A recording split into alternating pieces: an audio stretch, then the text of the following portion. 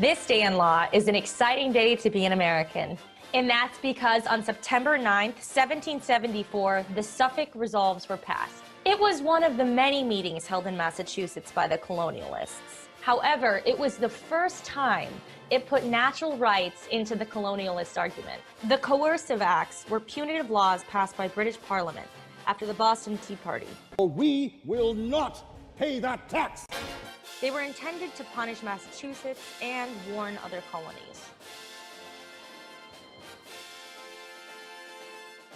They were comprised of the Boston Port Act, the first act that closed the Boston port, which led to the colonists being unable to feed their horses.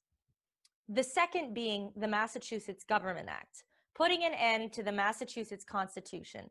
No more town officials, executive council, or the 1691 Charter. The third being the Administration of Justice Act, which gave power for all colony trials to be sent directly to Great Britain and be heard under their judge. The Quartering Act, which forced colonists to feed and shelter the soldiers as punishment. And the fifth being the Quebec Act, which expanded the British Canadian territory all the way to the Ohio Valley, making the province Catholic.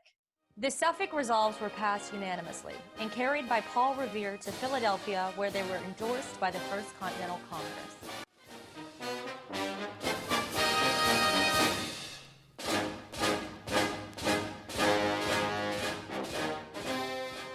So the Suffolk Resolves were passed September 9th, 1774, marking the start of the U.S. Revolution and American freedom.